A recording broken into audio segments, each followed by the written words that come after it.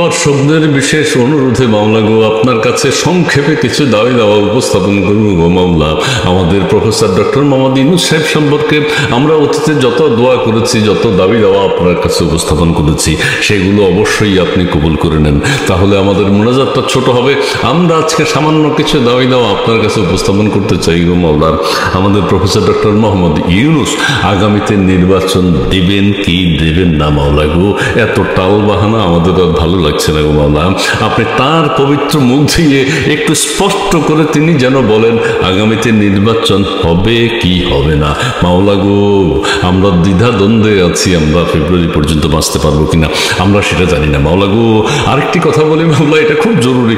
আমাদের ডক্টর মোহাম্মদ ইউনূস সাহেব বাংলাদেশ থেকে আর কি নিতে চান গো মাওলা, আপনি তার সেই মনের আশা পূর্ণ করে দেন মাওলা। তিনি বহু ব্যবসা বাণিজ্য নিয়েছেন, আগামীতে আরো কিছু যদি নিতে চান এমনও দাবি আছে দেশবাসীর পক্ষ থেকে।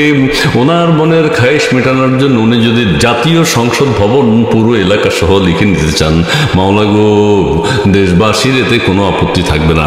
তিনি যদি আমাদের বঙ্গভবন পুরোটা লিখে নিতে চান তাতেও আমাদের কোনো দাবি দেওয়া থাকবে না মাওলা গো। তার মনের একটা ক্ষুদ্র খায়েশের কথা আমরা জানতে পেরেছি মাওলা। এটা যদি সত্যি হয় মাওলা, আপনি তার অন্তর পড়তে পারেন। তিনি জাতিসংঘের মহাসচিব হওয়ার স্বপ্ন দেখছেন মাওলা গো। আপনি তার এই মনের বাসনাটা আপনি আল্লাহ দয়া করে একটু পূরণ করে দেন। বাংলাদেশের মানুষকে বাঁচান মাওলা। তাকে আমরা, তার শান্তি আমরা চাই না।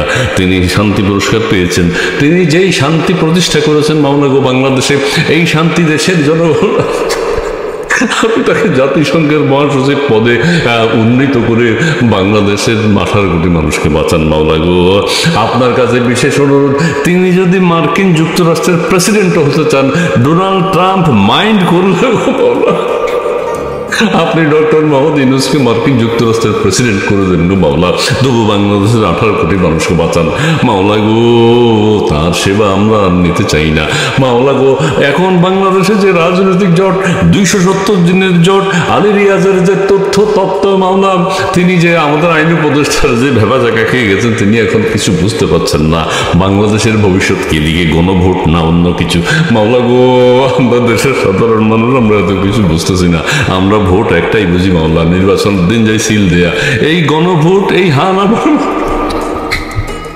আরো কিছু দাবি দেওয়া মাওলা গো আপনার কাছে উপস্থাপন করতে চাই।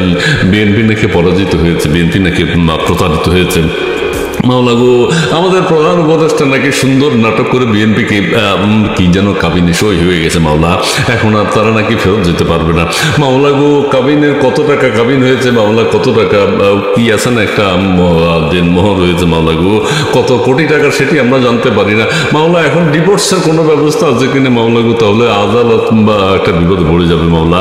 কত টাকার ডিভোর্স হবে, কত টাকায় সমাধান করবে, সেটার কোন তথ্য আমরা দেখতে পাচ্ছি না। বিএনপি মহাসচিব ডক্টর মোহাম্মদ ইউনূসকে যে ফেরেশতা বানিয়েছিলেন গো মাওলা, সেই ফেরেশতার মুখ থেকে এখন বিএনপি নাকি প্রত্যাখ্যাত হয়েছেন মাওলা গো।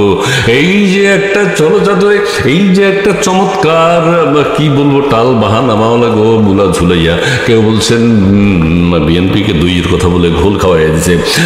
আমরা সে বুঝতে চাই, আমরা বেশি কথা বলতে চাই না মাওলা। ইউনূস সাহেবের মনের বাসনা আপনি পূরণ করে মাওলা গো তাকে জাতিসংঘের মহাসচিব বানিয়ে দেন, অথবা মার্কিন যুক্তরাষ্ট্রের প্রেসিডেন্ট বানিয়ে দেন। ডোনাল্ড ট্রাম্পকে আপনি বলতে বাধ্য করেন, আপনার কাছে সবকিছুই সম্ভব মাওলা গো।